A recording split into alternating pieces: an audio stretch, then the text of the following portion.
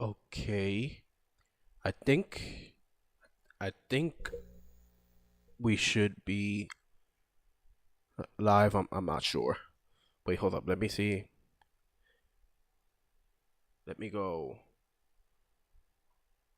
Okay. I think we should be live. I'm not sure. Oh my gosh, the bit rate is terrible. Hold on. I gotta. It's 2,500. Why is it 2,500? Hold on. Let's go. I think I can do 10K. Let's see. Oh my gosh, the bit rate is terrible. Hold on. I gotta. 2,500. Why is it 2,500? Hold on.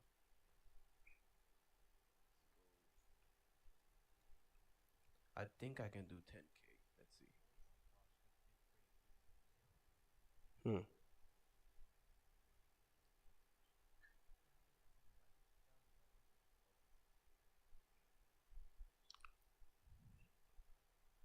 Okay. Dude, Ace still needs to go higher. Okay, I'm sorry, guys. My first time streaming. Okay, you gotta cut me some slack. We try to bring it up to 20 to see what happens. 20. Dude, Ace still Boom. Needs to go higher. Boom. And let's see what happens now. Okay, I'm sorry, guys. My first time streaming. Okay, you gotta cut me some slack. Um, we try to bring it up to 20 to see what happens. 20. Boom.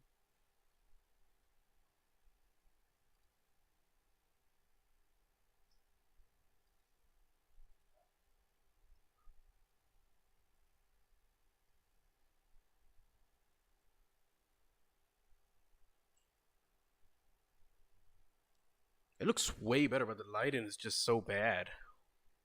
Hold on.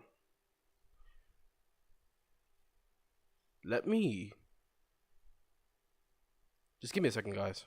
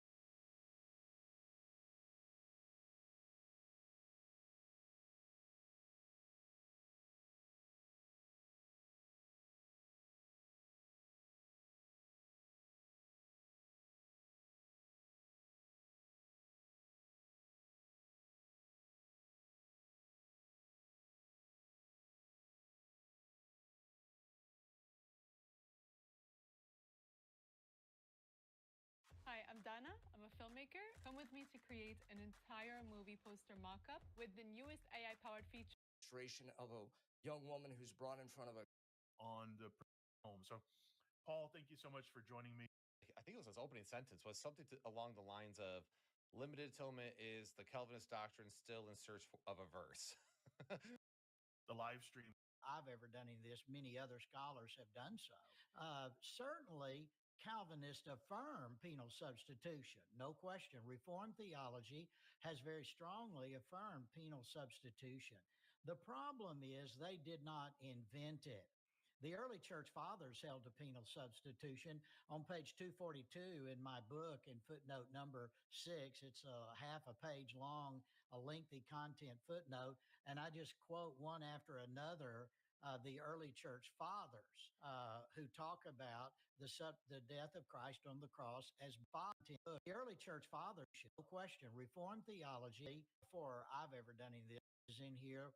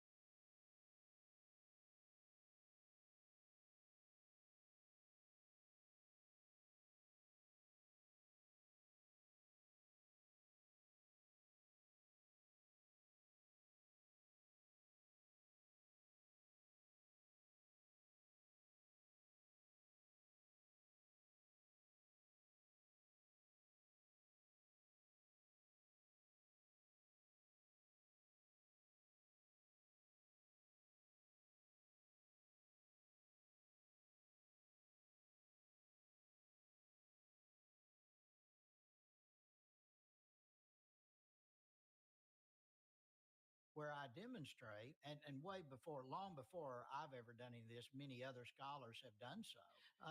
Certainly, Calvinists affirm penal substitution, no question. Reformed theology has very strongly affirmed penal substitution. The problem is they did not invent it. The early church fathers held to penal substitution. On page 242 in my book, in footnote number 6, it's a half a page long, a lengthy content footnote, and I just quote one after another the early church fathers who talk about the death of Christ on the cross as being penal in form.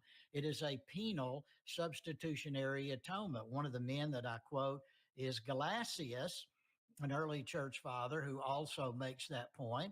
Also, I quote Gary Williams' PhD dissertation. Now, Williams is a Calvinist who's a five-pointer, and his dissertation is on Hugo Grotius's doctrine of the atonement.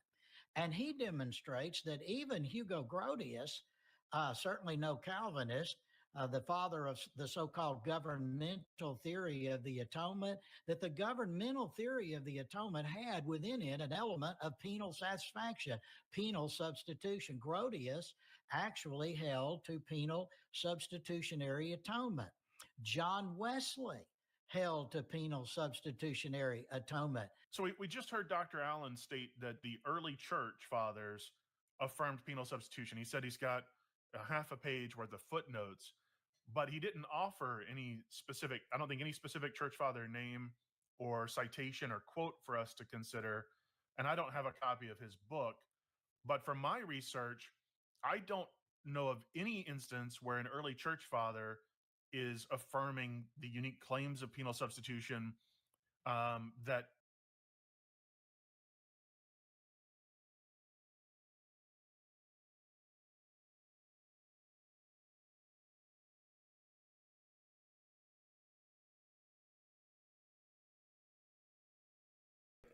Oh, I was muted. I was muted. But yeah, Warren is absolutely right.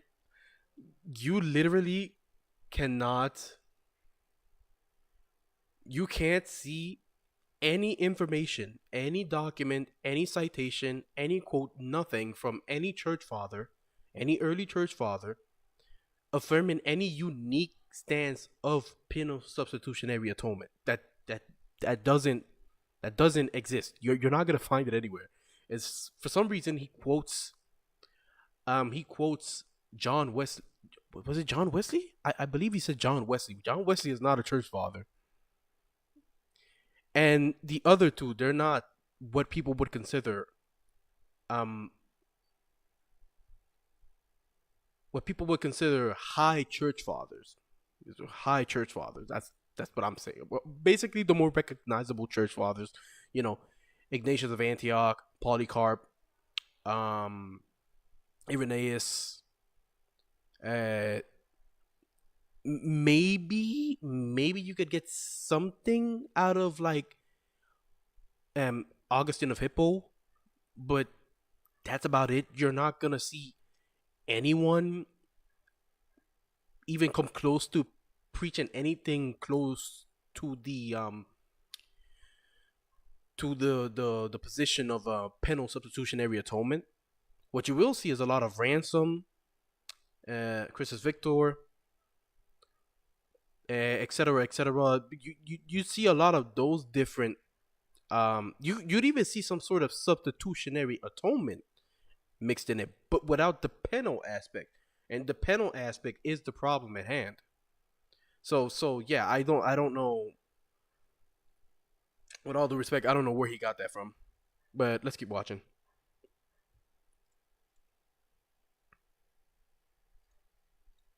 God can't forgive, that he needed to be rendered well disposed and propitious by pouring his wrath on Jesus. And that's a specific entailment of penal substitution. So I wanted to ask you gentlemen to kind of jump in and comment on that as well and get your take.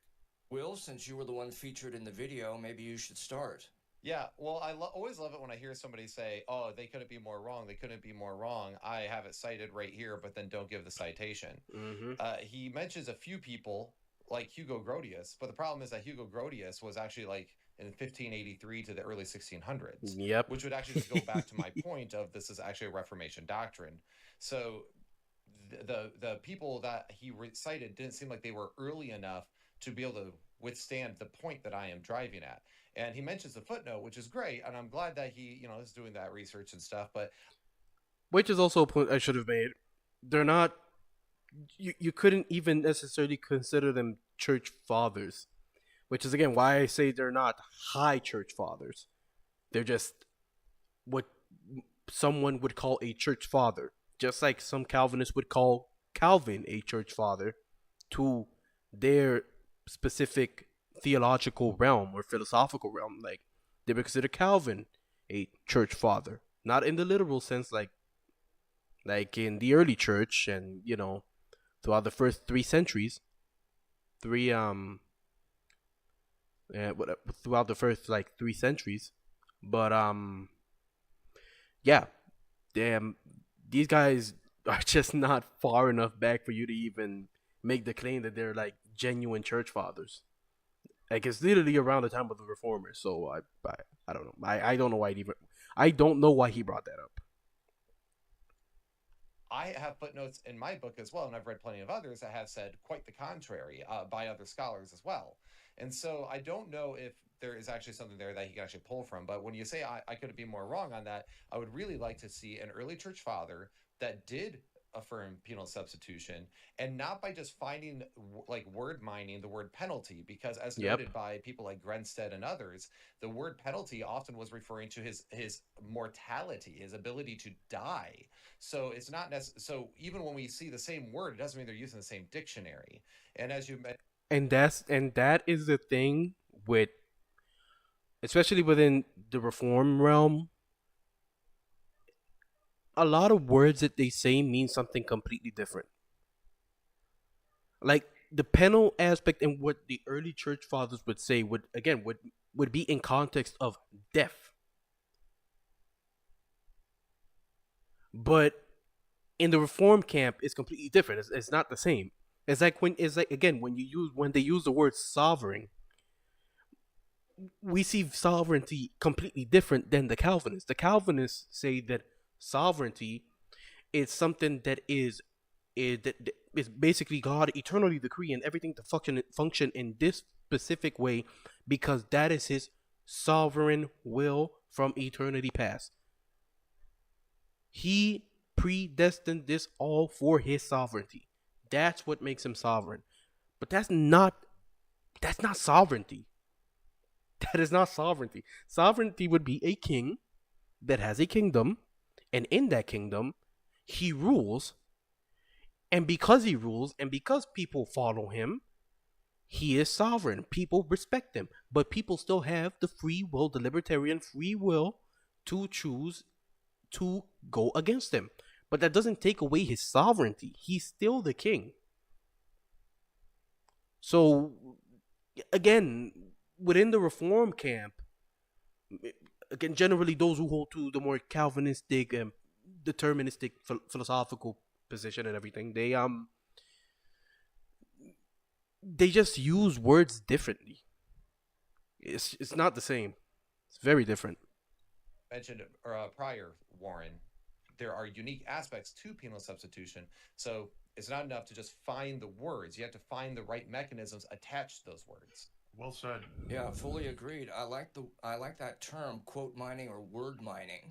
That is exactly what the other side does with the church fathers. I like to refer to this as the fallacy of the lonely fact.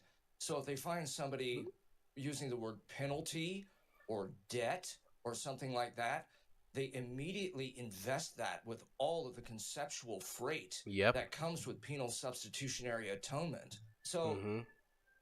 as we discussed many times in previous appearances together, penal substitutionary atonement comprises a number of points, depending on how one wants to enumerate it. I enumerate them as 17 components. My friend Kevin George identifies 13, so you can name these and combine these in a multitude of ways. What's going on here is people who quote and Truth in Advertising. I have not read the Reverend Mr. Allen's book, so I don't know which church fathers he's citing. Neither have I, so I don't want to really say too much about it. Next thing you know, I say something stupid and it just destroys my argument. So I'd rather be quiet until I read his book for me to come to any sort of conclusion. But I have run into this before with other people, and I've looked up the quotations, and I find that the quotations generally are the fallacy of the lonely fact, i.e., Oh, and by the way, let me go ahead and switch up the camera.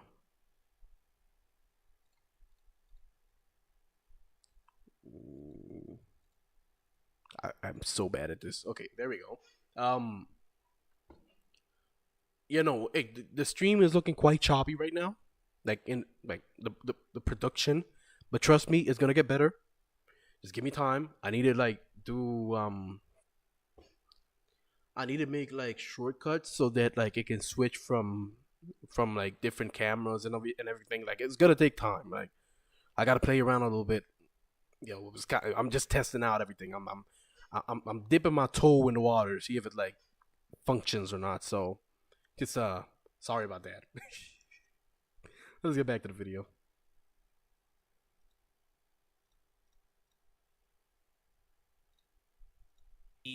they say the word penalty, which is 1/17th of the machinery of penal substitutionary atonement. And from that 1/17th of a component, they then infer the entire machinery of PSA. It simply doesn't work that way. One of the things too that I want to note here, Paul, is Wesley is not an early church father any more than Hugo Grotius is. Yeah, that. I don't know why he said that. That is so bad. That is so bad. Again, I don't want to be that guy, but it seems like he. I haven't read his book, so I don't want to come to any conclusion. But it looks like he did not do enough research. And so, no one is denying that subsequent Anselm, his satisfaction theory and the machinery evolved into what is presently known as penal substitutionary And I would know that because I am a Wesleyan. So there you go. atonement. But the criticism that Will offered, that we're all offering here, is that machinery did not exist in the early church. That philosophical understanding, those concepts developed over time in a specific cultural context and an environment.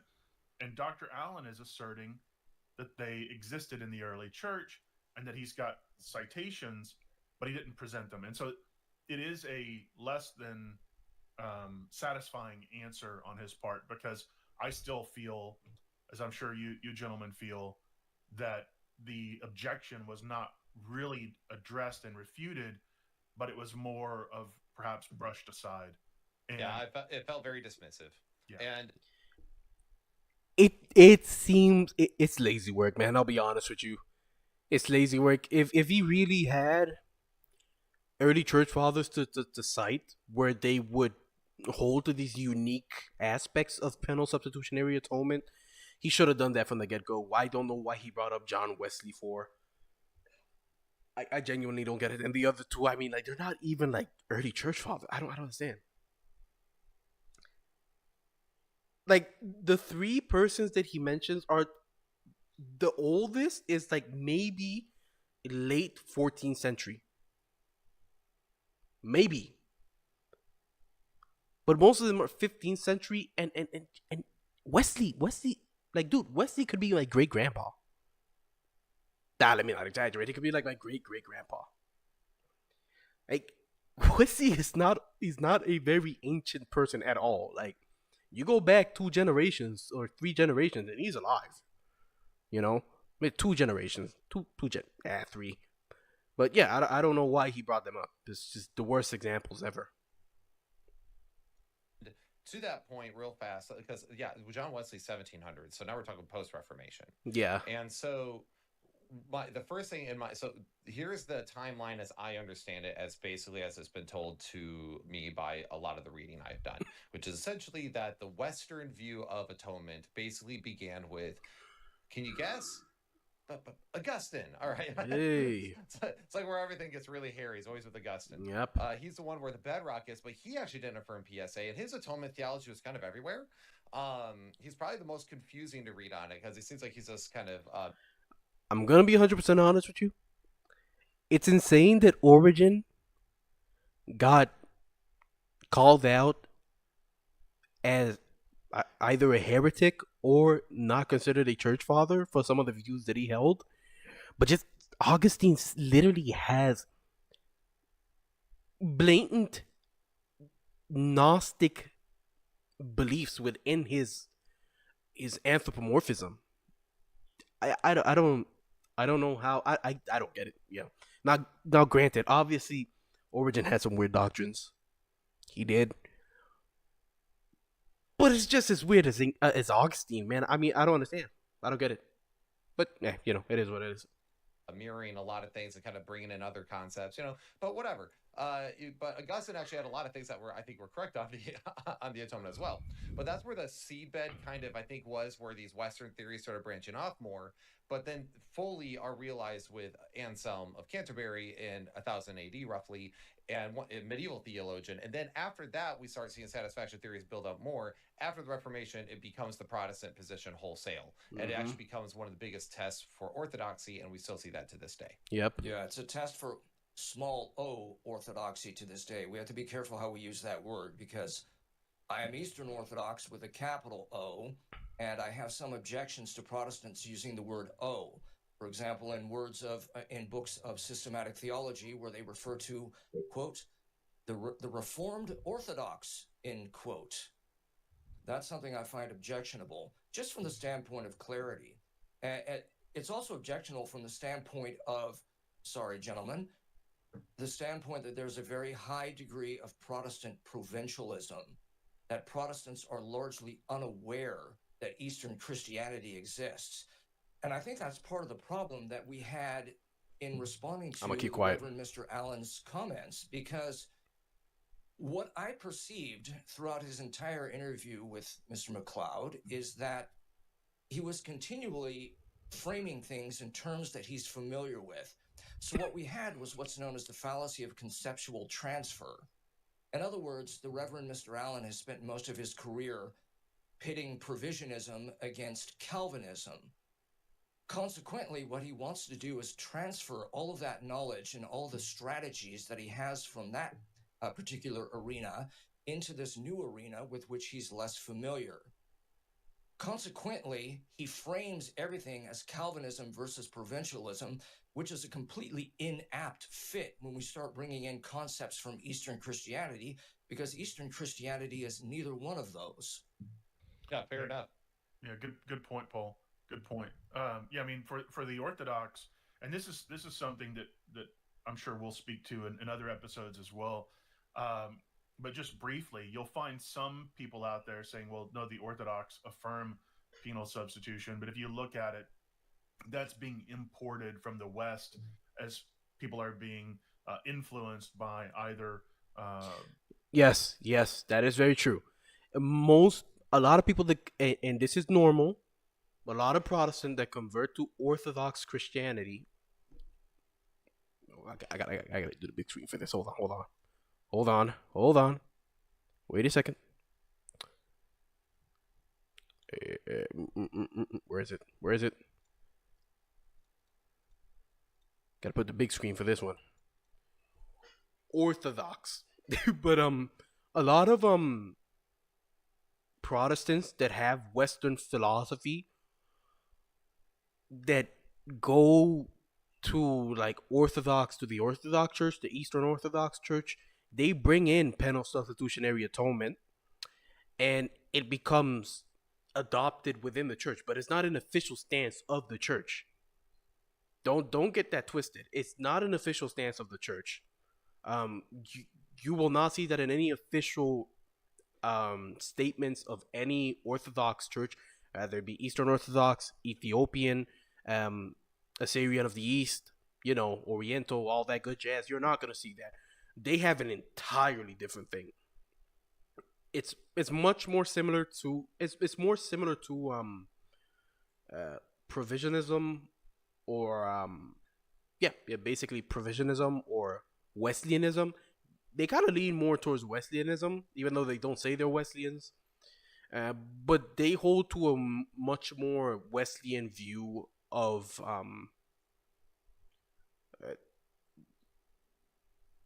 I guess the world. Their ontology is much more Wesleyan. So yeah, this it's just been like most high church Protestants turn into Orthodoxy and basically infiltrating the Orthodox Church just stance on these particular views and making penal substitutionary atonement an official belief when it's not. Like they will tell you outright. You can ask any priest, any scholar, they will tell you no, the church does not officially hold that. That's just Protestants bringing in their own doctrine. So yeah, high church Protestants to be specific. Let's get back over here. A Roman Catholic convert or even a Protestant convert bringing these ideas and concepts with them as they convert to Eastern Orthodoxy. But Yep. Orthodoxy as a whole does not affirm it. They reject it. Every priest I talk to has all been like, no, that is not one. No. So no, you're importing something wrong there when you're doing that. And so one of the things that I've tried to do when I broach these sorts of disagreements is go first back to Scripture, try to be a good Berean there, and then second go to the early church fathers as much as I can, I try to stay in the ante-Nicene era, but I also find myself in large agreement with the Cappadocians. But I want to understand how they understood it. I want to do more research on the Cappadocians. I don't really know much about them, to be honest. One of the things that I'm really committed to is not projecting my modern biases onto their work. So if I see someone say that, we were saved via a ransom, I don't want to go, oh, that's an exchange, therefore that's substitution, therefore that's penal substitutionary atonement. I want to go, well, what did they mean by ransom? And as we've noted in our program previously, in the Old Testament, a ransom was a rescue. It was a rescue from death, the devil, oppression. So I want to know what was the church father who said this, what was his intent? It's not enough just to quote mine. It's not enough just to project. And so I want to go and study that church father. I want to present their statements as best as I can in context, and be able to clearly enunciate, this is what he's saying, this is why he's saying it, this is how he understood it. Quick side note. Quick side note.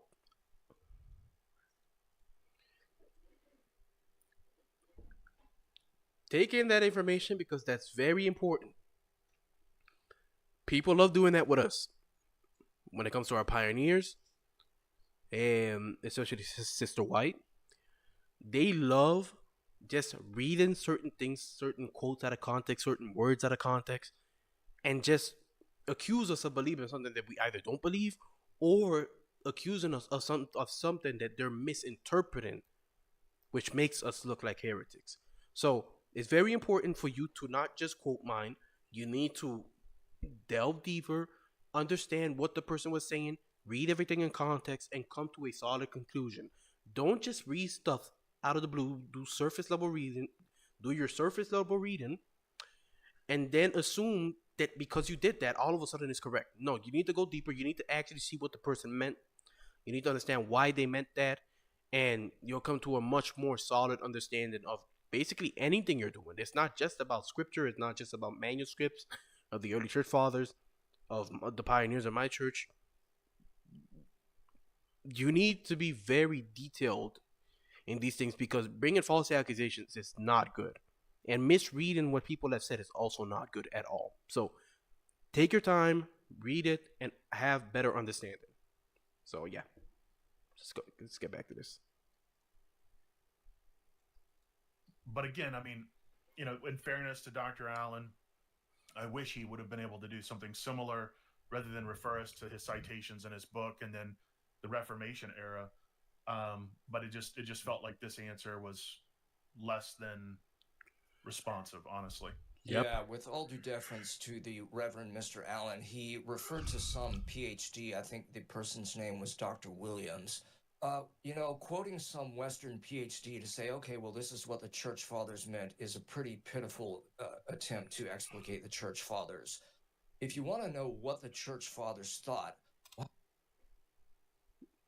why not go to the people who literally have everything that the church fathers know in context, historically preserved by priests going back to the early church times? That's what he's going to say. Trust me, I did not watch this. Maybe I did. Why don't you go to the church that has their pictures on the wall? Yeah, I mean, another example is in our modern culture, right? We have geek culture. We have again, yeah, that's 100% true. Why just go to the people who have their pictures on the wall? The brother speaking. Like, just go to the people that have their pictures on the wall. They literally know exactly what they believe. Why not go to them? Why do you have to go to some Western scholar that's gonna come to a complete, especially if they're reformed, right? Again, I know I'm talking a lot about the reform camp, but they are the one who generally tend to hold to the penal substitutionary atonement theory, and other Western Protestants that also hold to it that are not that don't happen to be reformed, but they do hold to penal substitutionary atonement, like Doctor Allen. But yeah, just go to the people that have the original information, that knows exactly what the church fathers meant when they said specific things. It's not enough to just go to some Western philosopher, philosopher. That's me, um, Western scholar, and then come to your conclusion like that. No, that's no. It's not how you. That's not how you do research. Fandom and nerddom. I'm not going to go ask somebody that heard about from somebody else who studied, who read, who in this game of telephone to tell me the origins of Wolverine out of the Marvel comics. I'm going to talk to the nerd who's got his posters on his wall. He's got all of his comics he's surrounded by. He's obsessed with, trying to understand the story arcs and the developments. And that guy is going to be able to fill me in on who Wolverine is in the culture. And similarly, the Orthodox, as you noted, surround themselves with the writings and the works and the icons, and they have great respect I'm gonna for keep it these going. early Christians and their teachings. And so, yeah, I think going to the Eastern Orthodox to understand this is definitely good advice. Camera doesn't get too But hot. with that being said, let's get back to Dr. Allen. Let's see where he takes us on this continued Sorry, I know I'm defense blocking of it penal off. Substitutionary Atonement. Scripture does present the Cool. atonement Good in a stuff. penal substitutionary fashion. That begins, by the way, with Isaiah 53 and is carried on all the way to the New Testament and what Paul says about the atonement. So penal substitution is clearly taught in the New Testament. That's the other point that we want to make. Before we get too far into his response here, he appeals to Isaiah 53, which each of us have spent considerable time noting the yets, the buts, and the corrective statements of, we considered him like you PSA guys are saying, but we're wrong to do so. That's Isaiah's correcting that sort of understanding. And but he says that Isaiah 53 clearly teaches penal substitutionary atonement. All of us sincerely disagree with that, and we think it's actually correcting some of those missteps. And he says that it's taught in the New Testament. So I just want to real quickly say we're not going to spend a whole lot of time trying to exegete Isaiah 53 in this response. We'll touch on it briefly, but we have a lot of content on our respective channels. So if somebody wants to go in and do a deep dive study on Isaiah 53, the suffering servant, really it begins in Isaiah 52. We handle that in depth. But Will, I see you threw something up on the screen as well. Yes, I just wanted to throw a resource out there. How?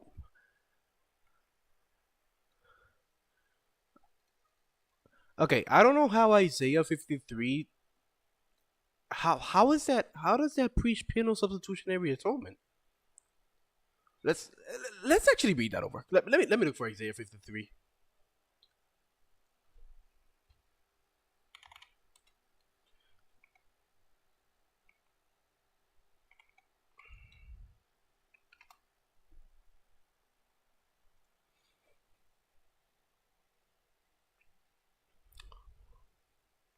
All right.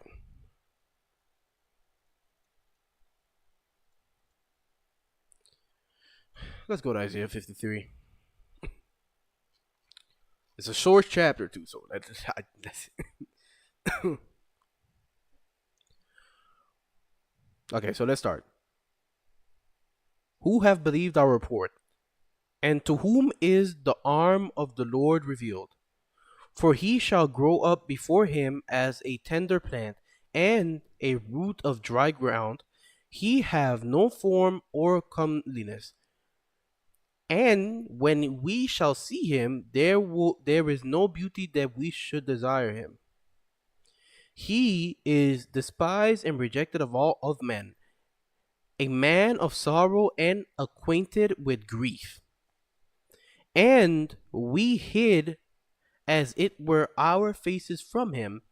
He was despised, and we esteemed him not. Surely he hath borne our grief and carried our sorrows, yet we did esteem him stricken, smitten of God, and afflicted. But he was wounded for our transgressions, he was bruised for our iniquities. He was the chastisement. The chastisement of our peace was upon him, and with his stripes we are healed. Mercy, God.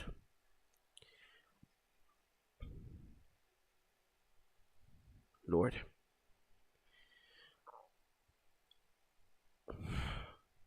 All we like sheep have gone astray. We have turned everyone from to his own way, and the Lord have laid on him the iniquity of us all. He was oppressed, he was afflicted, yet he opened not his mouth. He was brought forth as a lamb to the slaughter, and as a sheep before the shearers is dumb, so he opened not his mouth. He was taken from prison and from judgment. And who shall declare his generation? For he was cut off of the land of the living. For the transgressions of my people was he stricken. And he made his grave with the wicked and with the rich in his death, because he had done no violence, neither was any deceit in his mouth.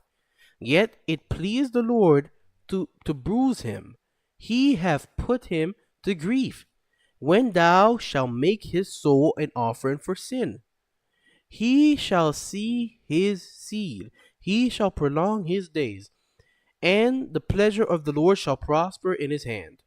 He shall see the travail of his soul, and shall be satisfied. By his knowledge shall my righteous servant justify many, for he shall bear their iniquities. Therefore I will divide him a portion with the great, and he shall divide the spoil with the strong, because he hath poured out his soul unto death. He was numbered with the transgressor, and he bare the sins of many, and make intercession for for the transgressors. I don't see how this is I don't see it. Maybe hmm I don't see it. Yet it pleased the Lord to bruise him. Is it this? He had put him to grief. Is it this?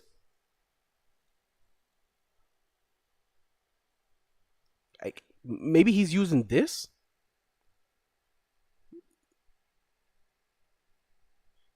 How is this penal substitutionary atonement?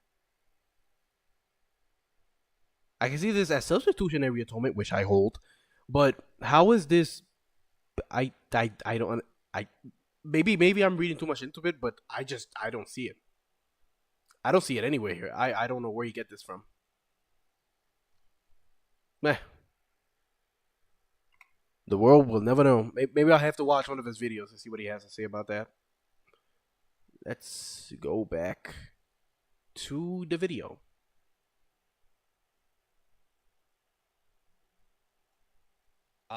But first and foremost, yeah, right here, this is Atonement, Justice, and Peace. But this is by Darren W. Snyder Belisek. That he has a whole breakdown of Isaiah 53 that I actually sourced in my book. So my book gives you the cliff notes. This will give you the full breakdown. But the whole point of this is to show the fact that that's not what Isaiah 53 means. And he does a full exegesis of this here. And so I just want to recommend that as a book for people to pick up and their I actually want. Let me actually see that book. Hold on, chat. Let me go ahead and search this up real quick. Let me go ahead and search that up real quick. Darwin W. Whoa, lightning. Darwin W. Snyder.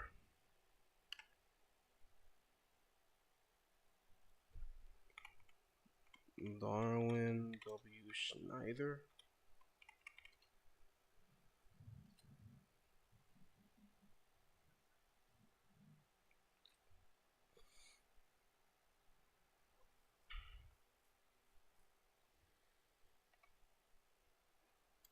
Snyder. What is it called again?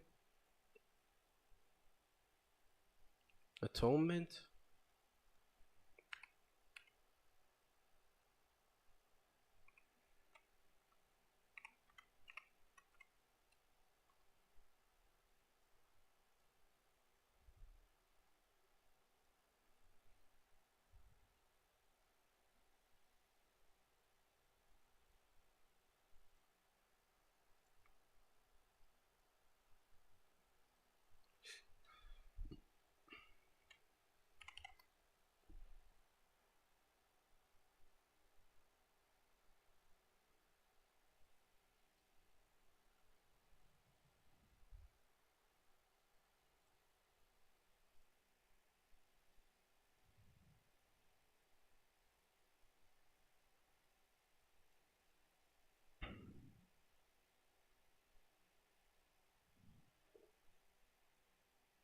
Oh, what?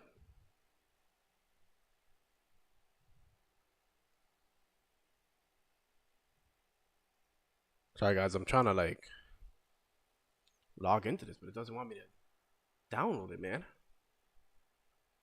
I'm getting the book. It's getting really annoying with Google. Boom.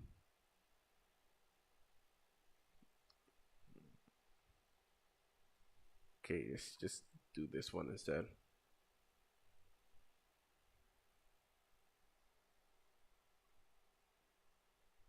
Okay.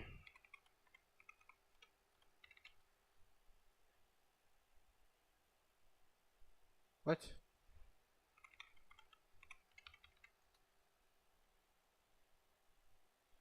Oh. Oh my gosh, I gotta like do boring.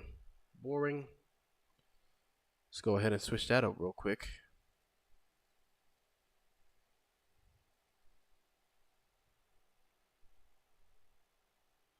Dude, what?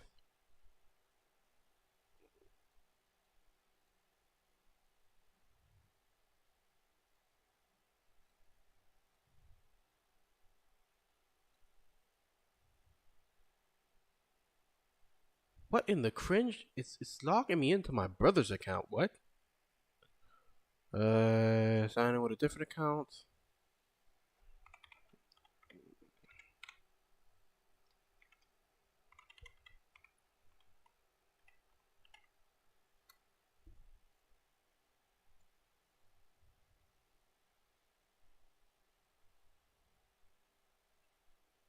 Oh, there we go.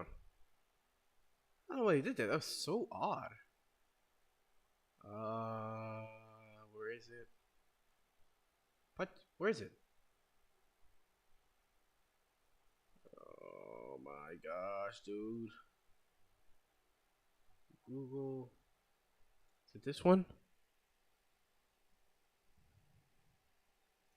Sign in.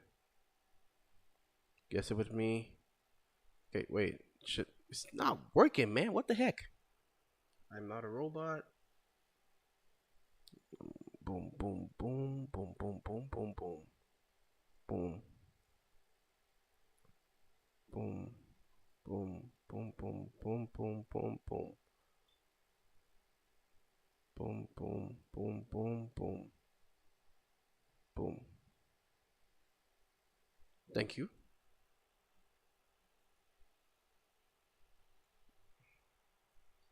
There we go. Now it worked. Okay.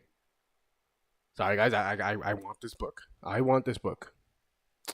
Dude, come on, man. It's making me doing so many freaking verification stuff, man. Hey, oh my gosh, I gotta do a researcher. Uh,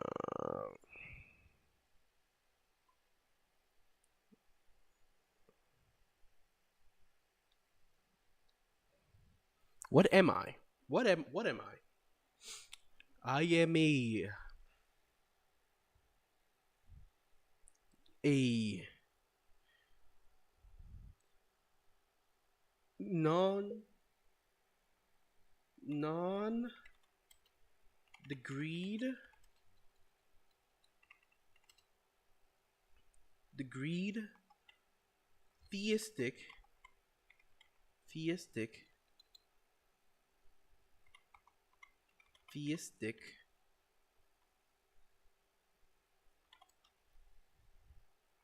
philosopher. There you go. There you go.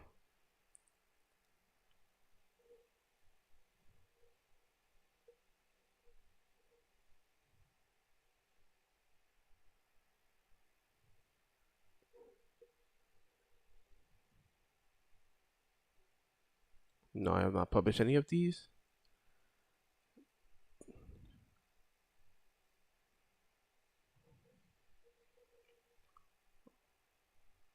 Oh my gosh, dude. It's telling me to upload stuff, man. Like, what am I supposed to upload? Okay, that's so cringe.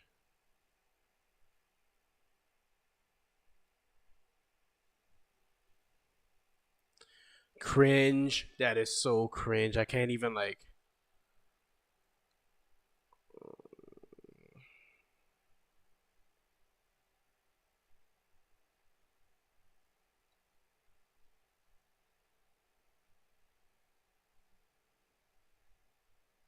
Oh, that is so cringe. Never mind, bro.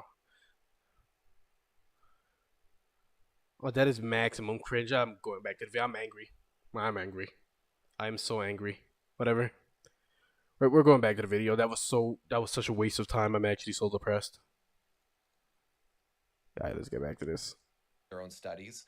You don't have to buy, of course, like this particular copy. This one's a little bit pricey, but you could probably find it on Kindle or other ways. But it is fantastic. He does address it. And if you want the Cliff Notes version, I give it in my book. If you want the full breakdown through the Hebrew and everything else, pick that up. You will not regret it. But yeah, like you said, it doesn't start in Isaiah 52. It does start Isaiah 53. It starts at Isaiah 52, and then there's a very big hint that PSA is wrong, and that interpretation of Isaiah 53 in the very first verses where it just says we considered him to be stricken by God. But so once you get into that, it's clearly saying we thought this was happening by God, but we were wrong essentially. So there's two voices going on in the Hebrew. That book breaks it down. You're welcome. And the religious leaders, the Pharisees of Christ's day, were calling him a blasphemer. Yep. And so they were calling for his execution. That's literally prophecy being fulfilled. He is cursed by God. And that's what Isaiah 53 is saying. We considered him to be cursed by God. Why? Yep, because he was a blasphemer. He was considering himself equal with God. And it turns out, no, this is God incarnate. This is God with us. Mm-hmm. So the Pharisees were wrong, and Isaiah 53 is telling them that they were wrong. No, he's not like that. He gave them in Isaiah. It was basically a warning to the Pharisees that you're wrong. That's not what happened. And yet, adherents of penal substitution will read that even into Isaiah 53 and say, "Look, here we go. God is pouring his wrath on Jesus." And but I did want to stop and address that real quick. And Paul, I see it looked like you wanted to say something too. Well, I fully agree with Will. I mean, Isaiah 53, much of it is from the perspective of the onlooker, and the onlooker is mistaken. And in fact, Isaiah 53 is quoted in Peter, 1 Peter, and 1 Peter chapter 1, round about verse 4, it says, "Of Jesus, to whom coming as unto a living stone, disallowed indeed of men, but chosen of God and precious." So the ones who disallow the stone, the head of the corner, are men. It is not God. God does not ever disallow the cornerstone. Amen. Well said. And real quick, I know we don't want to get too much into Isaiah 53, but just want to make sure I mentioned in Matthew 8, when it talks about bearing those, like the diseases, when it talks about bearing sins and bearing is healing language. It means to come alongside. Notice how Matthew uses it, that he quotes it right after Jesus heals. That's the way that they understood Matthew 53, to be a healing passage. So not that. So just pay attention to the details and watch our other content on it, because we'd be here too long. In fact, actually, I should say this. In the very clip from the video that Drew was pulling from, at the end of that entire interview, I actually break down the entire thing of Isaiah 53 in that very interview that Drew's pulling from. So go check that out if you'd like. Also, but I apologize in advance for the audio issues. I do have a new mic now, so I don't have those audio issues anymore. But in that video, I had audio issues. So heads up. Gentlemen, I think we're going to stop here, because I want to play around with my stream a little bit more. I kind of like this. I'm gonna try to stream more often, but yeah, interesting to say the least. There was a lot of stuff that was said here that is valid. Stuff that Dr. Allen said that I just, but I am going to get that book. even though it took me like 20 minutes and I was very disappointed that I could not get the book. But I'm gonna get that book because I need something new to read, anyways. And I'm going to increase my knowledge because yes, what they're saying is completely correct. This is prophesying the Jews thinking that this is what's happening, but it's not the case. That's why the Pharisees considered him a blasphemer, because he was basically taking the title of God and putting it upon himself, which they thought was blasphemy because they thought he was claiming to be God. No, he's not claiming to be God. He is God. You need to claim when you are, right? So again, Isaiah chapter 53 goes much, much, much deeper than that. You actually have to start from verse 52, and yeah, I mean that's just it. So I'm gonna end the stream here.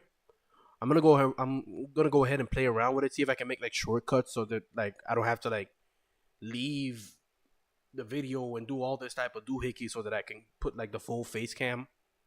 But yeah, this was fun, man. I'm gonna try to see if I can stream again tomorrow night. So yeah, God bless you guys. I hope you have a nice day and take care. I'm out.